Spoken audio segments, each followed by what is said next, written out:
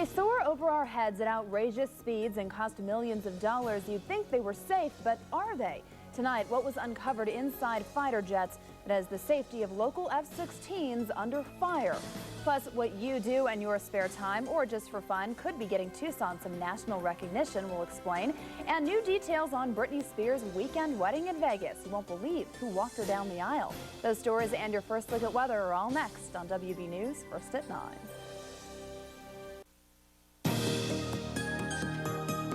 Live from Tucson, this is your first late news. This is WB News, first at 9, with Heather Rowe. Good evening and thank you for joining us. Here's what's happening at 9 o'clock tonight.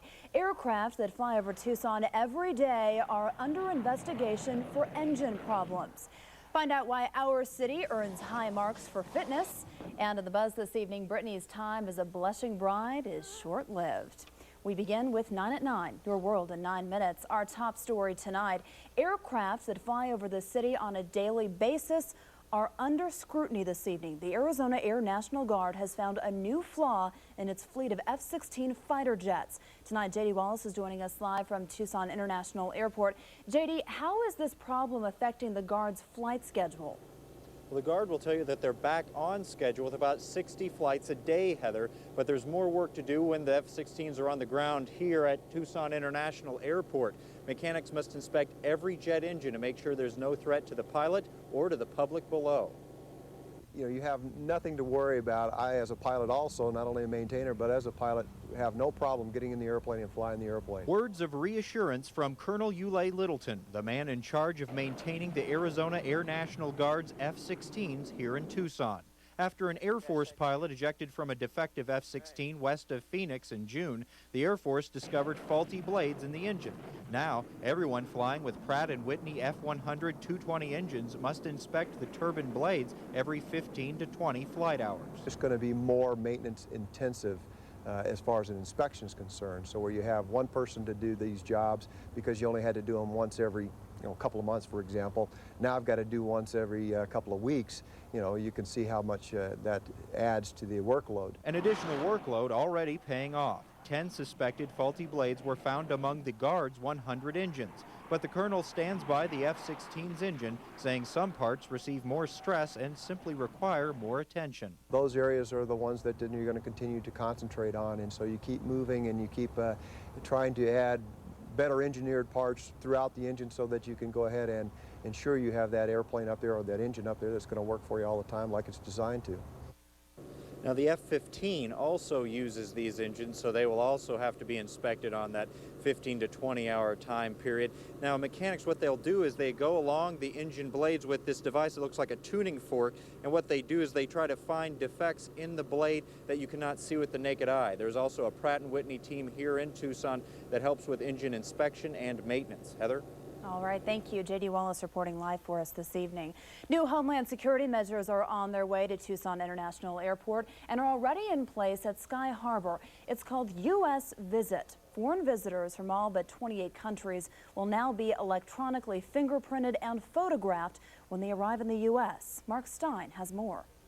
Welcome to Tucson International. After getting off a long international flight, the last thing you want to see is another line. Those lines started popping up all over the country Monday morning. The United States wants to keep tabs on all international travelers in the country. Foreign travelers from all but 28 countries will be required to place 2 fingers on a digital pad for a fingerprint sample and stand in front of a digital camera for a photo ID. Another step by Homeland Security to keep people safe. A step in the right direction, according to Stephanie Gelsinen, who would rather be safe, not sorry. If that's what's necessary to do a good job and to get on the offense rather than the defense in this Homeland Security business, then that's fine. There is no question the U.S. jumped on the offense with these new measures, but is the new digital treatment in airports and seaports a little too much for some international travelers? Eddie Baeza feels this is an invasion of privacy. Well, they're getting into your privacy, and they already know enough about you. They don't need to know any more. For some, it is not even about right or wrong. It is the simple fact this is a tough task. It is the needle in the haystack challenge. It's trying to find within this tremendous volume of people the few potential harm doers. It may be a challenge, but Homeland Security leaders say they have already found 21 people who they do not want to let back in the U.S. For now, the Transportation Security Administration does not have a timetable for when the Tucson International Airport will be affected by these new rules, but they did tell me this morning that it will definitely be within the year. Mark Stein, WB News, First at 9. More agents are about to join the ranks to strengthen our border with Mexico. I. Your name? Do solemnly swear. 87 new trainees took the oath this morning. The Border Patrol is now part of the Department of Homeland Security. That means their job has become much more than rounding up illegal immigrants. They must now also protect our country against terrorist attacks. Absolutely, that's always a concern. That's why we have to fortify. That's why we have to continue expanding. That's why these incoming resources are so important to give us that added eye on the border, if you will, that added resource that will continue our expansion on the border. The new agents will spend the next 4 to 5 months training at the Border Patrol Academy. These 87 trainees join roughly 1,800 agents working in the Tucson sector. A surprise announcement from the White House on immigration. This week, President Bush will propose changes to allow workers from Mexico to enter the U.S. if they have jobs waiting for them. The announcement will come just a few days before President Bush meets in Mexico with President Vicente Fox. Well, there is word tonight that Cochise County's only Planned Parenthood Health Center is closing.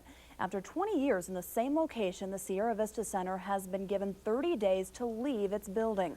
Planned Parenthood says the landlord's decision comes 3 months after they started offering the abortion pill at the center. The rental management company had no comment today. Planned Parenthood says they are now working on a plan to offer services in the area again. Well, you're pretty much out of time if you want to vote in next month's Democratic presidential primary, but if you haven't voted just yet, the deadline is midnight tonight. We're told the last day of registration usually brings about 20 to 30 people to Democratic Party headquarters to register. This year, hundreds have shown up. Democratic leaders believe it's partly because Arizona has become a big player in the presidential primary race and because this year will be the first independent test among the candidates.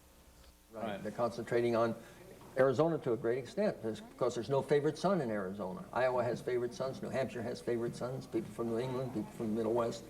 We don't have favorite sons, so this is very significant. You have to be a Democrat to vote in Arizona's Democratic presidential primary. You can register at Ward 5 City Headquarters at 4300 South Park until 10 tonight. Tucson city leaders tonight have voted to tear down a 30-year-old building and put up a new one.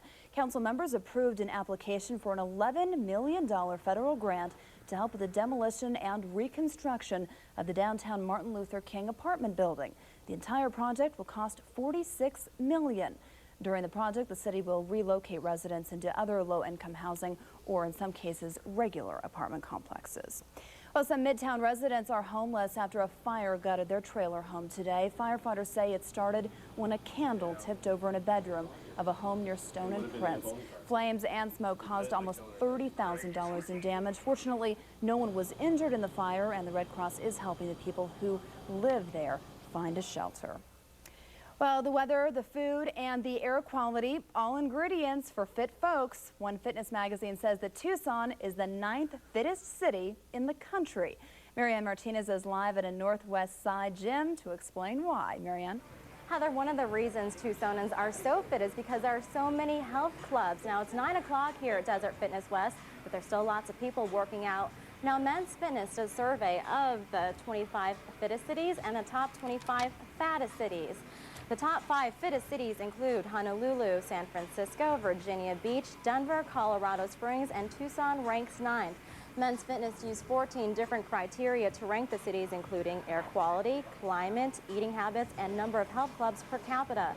They come out with this list every year, and Tucson did not budge from last year's ranking. Tucsonans say it's the sunshine that keeps them motivated to stay trim. It's sunny like, 300 days of the year, so you can get out and exercise. I walk my 3 miles a day. I spent an hour at the YMCA. I feel great. So we know who's fit, but who's fat? Well, the top 3 fattest cities include Detroit, Houston, and Dallas, and our neighbors up to the north in Phoenix. They rank as the 18th fattest city. Reporting live from the northwest side, Marianne Martinez, WB News, first at 9. All right, thanks, Marianne. Glad we're not on that list. Right now, we're going to check in with Joan Lee with your first look at weather tonight. Joan? Warmer weather is on the way despite the cool air of today. Our overnight low 29, 9 degrees below normal, and our high of 60 was 4 degrees below normal. We had a lot of clouds, but there is still no rain inside, and tomorrow's going to be a much warmer day. Expect a high of 69. Much warmer this weekend, too. I'll tell you about it in just a few minutes. Sounds like good news. Thanks, Joan. A Phoenix man faces charges after admitting he kicked and shook his girlfriend's daughter. She later died, but he is not facing murder charges. We'll have the latest on that story coming up. Plus, this Florida woman passes out in court, and it's all caught on tape. Find out why she was facing a judge.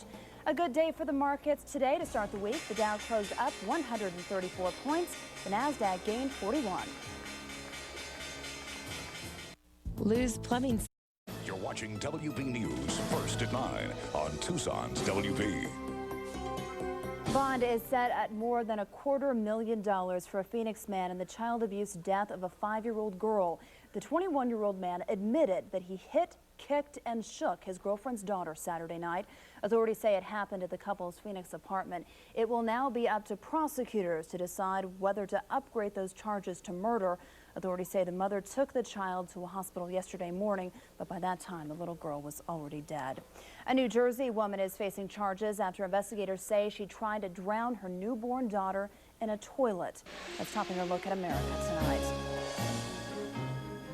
Police say that Denise Winter kept her pregnancy a secret from everyone, including her live-in boyfriend. Winter allegedly gave birth this weekend, put her baby in a toilet, and then closed the lid. The live-in boyfriend found the infant about an hour later and called police. The baby was born a month and a half premature and is in critical condition. A South Florida woman has been charged with murdering her 10-month-old baby daughter by violently shaking her. Her reaction to the charges is caught on tape in front of a judge. Shamari Stone has more. And she has admitted that she did bite the child and that she did shake the child to the detective. Shashine Howell stands before a judge accused of the unthinkable, killing her 10-month-old daughter. When the judge denies bond, the 23-year-old passes out right in the middle of court. Okay, you're being held no bond, ma'am. Diane McBride. Can we get some assistance for the defendant? It's here in this North Lauderdale apartment where police say she bit and shook her daughter Faith so severely the infant ended up on life support and later died. Howell's relatives don't have much to say about her alleged behavior. Are you concerned that this baby possibly could go through the same type of alleged child abuse? Would you leave this baby alone with Miss Howell? Investigators say she attacked her daughter because she was jealous the child was taking a liking to her father. This upset her and she bit the child a very vicious bite mark. The baby still has the hematoma as a result of that bite mark. According to the arrest report, the girl's brain was so swollen part of her skull had to be removed to relieve the pressure. Police say at first Howell lied about what happened, saying a boyfriend did it. Then detectives tell us she confessed. Her neighbors are shocked. It's horrific, you know. I've been emotional at times. I would never, you know, intentionally hurt another human being. A 13-year-old girl in Texas is dead after police say she was stabbed in a fight between her parents. Police say a jealous husband hid in the backseat of a pickup truck, and with his wife behind the wheel, the husband mistakenly thought the person getting in the passenger seat was his wife's boyfriend. Police say the 46-year-old started stabbing the passenger, who turned out to be the couple's 13-year-old daughter.